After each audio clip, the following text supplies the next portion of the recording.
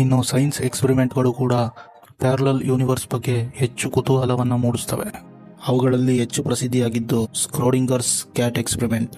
Austrian physicist ಆಗಿದ್ದಂಥ Erwin Schrodinger ಅವರು quantum super position ಬಗ್ಗೆ ಹೇಳಬೇಕಾದ್ರೆ ಈ ಎಕ್ಸ್ಪೆರಿಮೆಂಟ್ನ ಯೂಸ್ ಮಾಡ್ತಾರೆ. ಈ ಎಕ್ಸ್ಪೆರಿಮೆಂಟ್ನಲ್ಲಿ ಒಂದು ಬೆಕ್ಕನ್ನು ಒಂದು ಬಾಕ್ಸ್ ಒಳಗೆ ಹಾಕಲಾಗುತ್ತೆ. ಜೊತೆಗೆ ರೇಡಿಯೋ ಆಕ್ಟಿವ್ ಸಬ್ಸ್ಟೆನ್ಸ್ ಒಂದನ್ನು ಅದರೊಳಗಡೆ ಇಡಲಾಗುತ್ತೆ.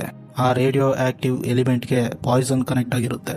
ಆ ಪಾಯ್ಸನ್ ಕೆಲವೇ ಸೆಕೆಂಡ್ಗಳಲ್ಲಿ ಆಕ್ಟಿವೇಟ್ ಆಗಿ ಆ ಬೆಕ್ಕು ಸಾಯ್ಬೋದು, ಅಥವಾ ಕೆಲವು ಗಂಟೆಗಳ ನಂತರ ಆಕ್ಟಿವೇಟ್ ಆಗಬಹುದು. ಆ ಪಾಯ್ಸನ್ ಆಕ್ಟಿವೇಟ್ ಆಗೋದಕ್ಕೆ 50-50 ಚಾನ್ಸಸ್ ಇರುತ್ತೆ. ಈಗ ಆ ಬಾಕ್ಸ್ ಅನ್ನು ಮುಚ್ಚಲಾಗುತ್ತೆ. ಈಗ ಸುಮ್ಮನೆ ಯೋಚಿಸಿ, ನಿಮ್ಮ ತಲೆಯಲ್ಲಿ ಏನು ನೋಡ್ತಿರ್ಬೋದು.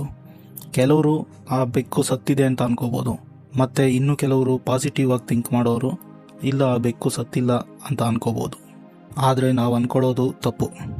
ಆ ಬೆಕ್ಕು ಸೂಪರ್ ಪೊಸಿಷನಲ್ಲಿರುತ್ತೆ. ಅಂದರೆ ನಾವು ಯಾವಾಗ ಆ ಬಾಕ್ಸನ್ನು ಮುಚ್ಚಿದ ತಕ್ಷಣ ಆ ಪಾಯ್ಸನ್ ಆಕ್ಟಿವೇಟ್ ಆಗಿ ಆ ಬೆಕ್ಕು ಸತ್ತಿರ್ಲೂಬಹುದು, ಅಥವಾ ಆಕ್ಟಿವೇಟ್ ಆಗದೆ ಬದುಕಿರ್ಲೂಬಹುದು. ನಾವು ಒಂದ್ಸರಿ ಆ ಬಾಕ್ಸನ್ನು ಮುಚ್ಚಿದ ತಕ್ಷಣ ಆ ಬಾಕ್ಸ್ ಒಳಗಡೆ 2 ವರ್ಡ್ ಆಕ್ಟಿವೇಟ್ ಆಗ್ತವೆ.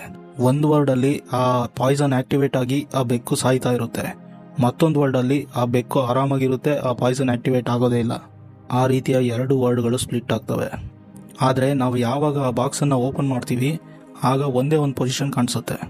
ಒಂದು ಬೆಕ್ಕು ಸತ್ತಿರುತ್ತೆ ಅಥವಾ ಬದುಕಿರುತ್ತೆ, 2ರಲ್ಲಿ ಒಂದು ಪೊಸಿಷನ್ ಕಾಣಿಸುತ್ತೆ ನಮಗೆ. ಈಗ ನೀವು ಕೇಳ್ಬೋದು, ಇದೇ ಎಕ್ಸ್ಪೆರಿಮೆಂಟ್ನ ಒಂದು ಗ್ಲಾಸ್ ಬಾಕ್ಸಲ್ಲಿ ಮಾಡಿದ್ರೆ ಇಮಿಡಿಯೇಟ್ ಗೊತ್ತಾಗುತ್ತಲ್ವಾ ಅಂತ. ಅಕಸ್ಮಾತ್ ನಾವೇನಾದರೂ ಈ ಎಕ್ಸ್ಪೆರಿಮೆಂಟ್ನ ಗ್ಲಾಸ್ ಬಾಕ್ಸ್ ಒಳಗಡೆ ಮಾಡಿದ್ರೆ ನಾವುಗಳು ಅದನ್ನು ವಾಚ್ ಮಾಡ್ತಾ ಇದ್ದೀವಿ ಅನ್ನೋ ಎಫೆಕ್ಟ್ ಅದ್ರ ಮೇಲೆ ಬೀಳುತ್ತೆ.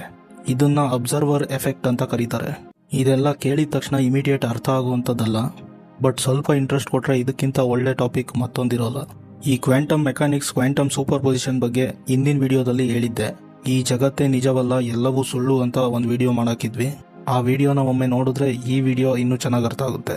ಆ ವಿಡಿಯೋದಲ್ಲಿ ಚರ್ಚೆ ಮಾಡಿದಂತಹ ಎಲೆಕ್ಟ್ರಾನ್ಗಳು ಯಾವಾಗಲೂ ಸೂಪರ್ ಪೊಸಿಷನಲ್ಲಿ ಇರುತ್ತವೆ. ಅಂದರೆ ಸಿಂಪಲ್ ಆಗಿ ಇಲ್ಲೊಂದ್ಸರಿ ಹೇಳ್ಬಿಡ್ತೀನಿ. ನೀವು ನಿಮ್ಮ ಮನೆಯಲ್ಲಿ ಇದ್ದೀರಾ, ಇವಾಗ ಈ ವಿಡಿಯೋನ ವಾಚ್ ಮಾಡ್ತಾ ಇದ್ದೀರಾ ಅಂತ ಇಟ್ಕೊಳ್ಳಿ. ಬಟ್ ನೀವು ನಿಮ್ಮ ಮನೆಯೊಳಗಡೆ ಯಾವುದಾದ್ರೂ ಒಂದು ರೂಮಲ್ಲೋ ಅಥವಾ ಹಾಲಲ್ಲೋ ಅಥವಾ ಕಿಚನಲ್ಲೋ ಎಲ್ಲಾದರೂ ಒಂದು ಕಡೆ ಈ ವಿಡಿಯೋನ ವಾಚ್ ಮಾಡ್ತಾ ಇರ್ಬೋದು. ಬಟ್ ಎಲೆಕ್ಟ್ರಾನ್ಗೆ ಯಾವ್ದು ರೀತಿಯ ಶಕ್ತಿ ಇರುತ್ತೆ ಅಂದರೆ, ಒಂದೇ ಎಲೆಕ್ಟ್ರಾನು ಒಂದೇ ಟೈಮಲ್ಲಿ ವಿವಿಧ ಜಾಗಗಳಲ್ಲಿ ಇರಬಲ್ಲ ಅಂತ ಶಕ್ತಿಯನ್ನು ಹೊಂದಿರುತ್ತೆ. ಅಂದರೆ ಅದು ಕಿಚನಲ್ಲಿ ಬೇಕಾದ್ರೂ ಇರ್ಬೋದು, ಹಾಲಲ್ಲಿ ಬೇಕಾದ್ರೂ ಇರ್ಬೋದು, ರೂಮಲ್ಲಿ ಬೇಕಾದ್ರೂ ಇರ್ಬೋದು, ಟಾಯ್ಲೆಟಲ್ಲಿ ಬೇಕಾದ್ರೂ ಇರ್ಬೋದು, ಎಲ್ಲಿ ಬೇಕಾದರೂ ಇರ್ಬೋದು. ಒಂದೇ ಟೈಮಲ್ಲಿ ಒಂದೇ ಎಲೆಕ್ಟ್ರಾನ್ ಎಲ್ಲ ಕಡೆ ಇರ್ಬೋದು.